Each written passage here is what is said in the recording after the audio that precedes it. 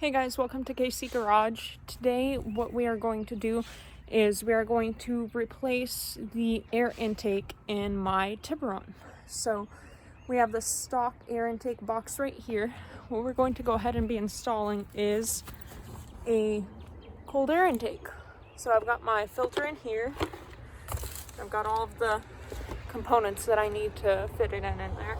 Now it's not going to be a very advanced high-end air intake. It's just going to be, I believe I got it from like Amazon or something. So it's not going to be really high performance. It's just going to be able to give my car a little bit more cold air. So let's get started. I'm going to go ahead and take off this whole air intake here. So first of all, make sure you disconnect your battery. Then you disconnect the MAF sensor. And just unbolt all of these little screw bolt things and take this little hose off, which I can actually even do right now, but I'm gonna wait. I'm gonna go ahead and wait. And then you just pull it apart piece by piece, and you also have two latches right here. So that's the part that we'll be starting with, and then there's two parts down here as well. All right, so I'm sorry about the noise. That is just my husband, Josh, doing something over there with his side skirt for his Nissan. But anyways, we have removed, well, first of all, we removed the battery completely to gain access to this air intake part so that we can stuff the filter for the cold air intake into this hole here. That way it will come out being right in there once we're done. But yeah, we removed the battery, and now we've also removed all of this portion of the air intake. It's just laying right there. There's the battery. Now what we're going to do is we're going to go ahead and finish removing this. So from here we take out the air filter, which actually I've got a pretty new one in here. Pretty sure that's a K&N air filter. I'm gonna go ahead and just put it in here. And now once we get here, we see we've got 3 screws. And then we also have 1 screw right here that we have to remove. So 4 screws total. 1, 2, 3, 4. All right, so now we've got the whole system here removed, as you can see. And what we're going to go ahead and do to make it a little bit easier is we're going to remove this 1 bolt right here and take this part off. That way we can get more room to get the pipe and the air filter, well, mostly the pipe, into there. Alright, so we've got this little circle piece off. It would sit like this. We got it off from over here. Make sure you don't lose the bolt or the washer, because they're easy to lose if they fall off from here when you're unscrewing it. So what I did is I just screwed the bolt right back on to make it easier to find it later on. Ta-da! So now we've got the pipes to the cold air intake installed. We also have the MAP sensor here. I did angle it down a little bit more just so that this could attach easier, just because if it was all the way up here it would stretch too much on that cord. Since usually the MAP sensor does sit somewhere around here, so like it would be like right there. So what I have to do now is I have to go ahead and I took off the little bolt right here. It was more a screw than a bolt, sorry. So there's this little screw. You have to be very gentle with it because you can strip it really easily since it is plastic. But yeah, I went ahead and took that out, and now we have access to all this.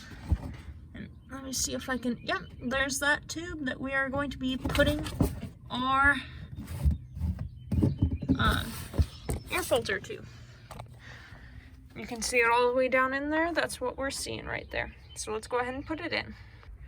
So this is the air filter we will be using. It was part of the kit that I got the cold air intake in. I know it's not a really high quality one, but it'll work for now. And I did have this installed a few weeks ago, but I did have some engine problems, which were caused by the MAF sensor being faulty. So we've went ahead and changed that out today, and I actually replaced the whole air intake to the original air intake a few days ago, just to be able to drive it even without the air sensor being, or sorry, the MAF sensor being plugged in. But now I went ahead, double checked this MAF sensor with the original air intake, and it worked fine. So we're gonna go ahead and install this. So what you do is you just go under this flap and you stuff this in there. To make it easier, you should wait to install this joint right here to the MAF sensor until after you install the air filter, because that way you can drop this down further. As you can see, that gives us a little bit more room. As you can see, this drops down a little bit lower, if it'll focus for me here. Yep.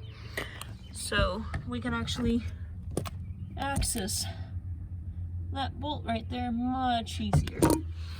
So just a little tip to make your life easier. Final portion. This was actually pretty hard for me the first time.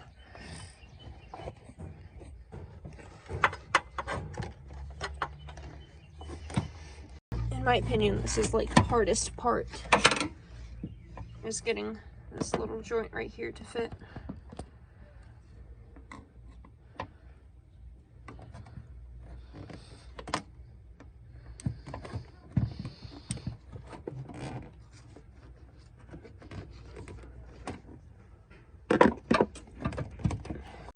So really now all I have to do to finish the install of the actual air intake is to tighten this little clamp here. I went ahead and used one of my old clamps because they are better quality than these metal ones.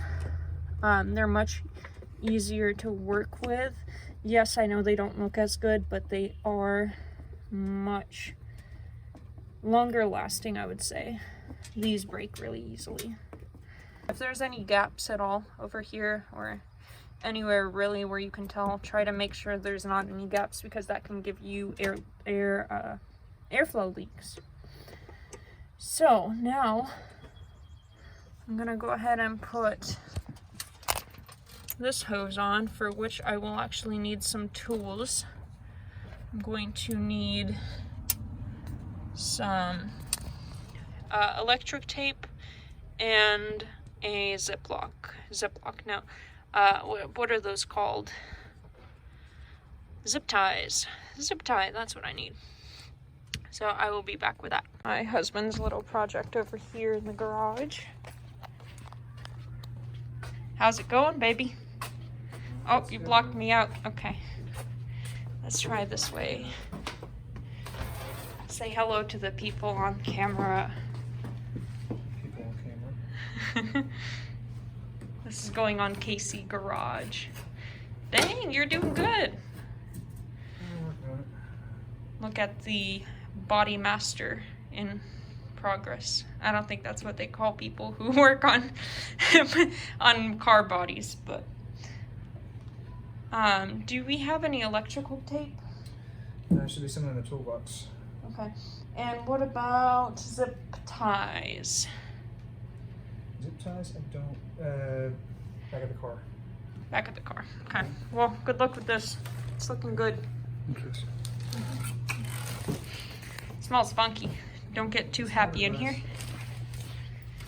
At least it doesn't smell as bad as the 40 tree out there. The tree's killing me. What's it called?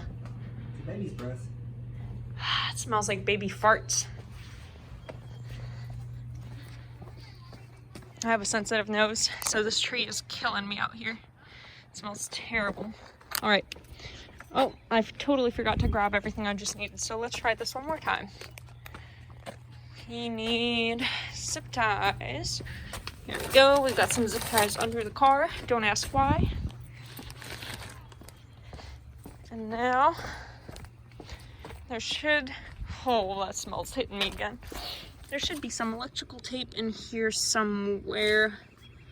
Hypothetically, I want to organize these a little bit. I know my husband organized them not too long ago, but they keep falling apart. Oh, okay. Let's see. electrical tape. I know it was in here. I saw it not too long ago.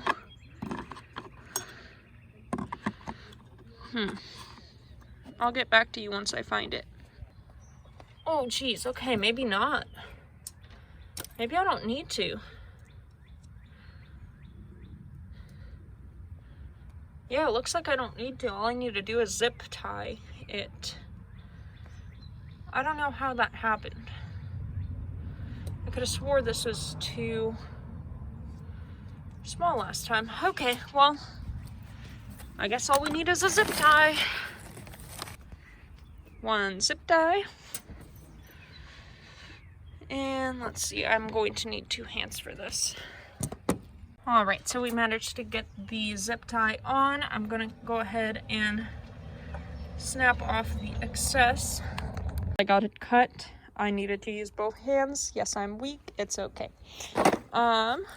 So we don't actually need this part anymore, so I'm gonna set it off to the side. I'm gonna put it inside the box, so that way I can recycle it with the rest of the stuff that we don't need. So now, all that we really have to do, I went ahead and I plugged this back in, as you can tell. Yeah, now that all needs to be done is putting this back on in place over here like it used to be and putting the battery on. So I'll come back to you once I'm done with that. Struggle with that bolt down there, right? This one, it did not want to go in, but it's in now, so we're all good. I've got it all hooked up. Everything looks good. Let's see, under here, all I have to do is put this little pin back in, but we can see the filter in here as well as through this hole here. There it is. There we go. See it down there.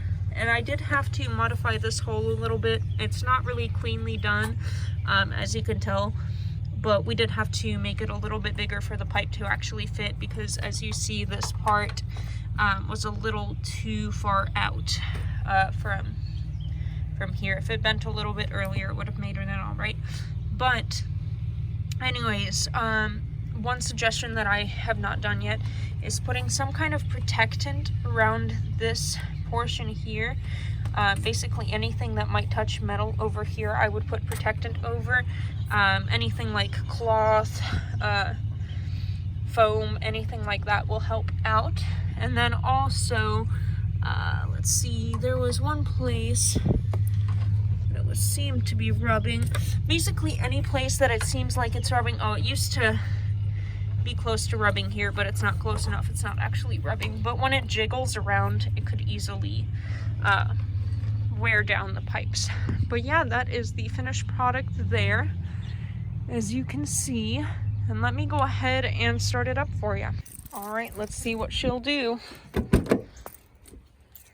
I'm sorry about it being a little bit dirty in here. I have yet to clean it out. I've got some water bottles and stuff. Let me go ahead and switch hands. Pray to God this will work. Okay, and it is a manual, so we'll put it into neutral. All right, let's see.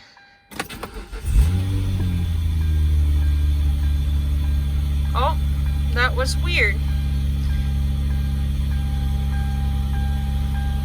But it works.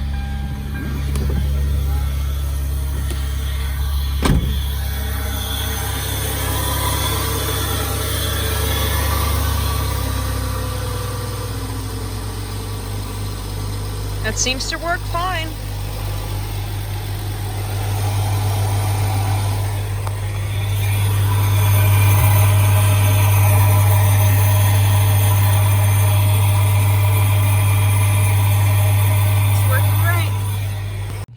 Alright, so we've got an update from the hubby on his project over here. Let me carefully step through all of our stuff. Dang, okay, so he's doing pretty well.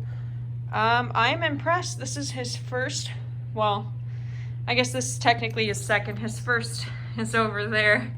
That's his first job trying to fiberglass. That was a bit of a rough start, but hey, he's doing pretty dang good over here. Look at that.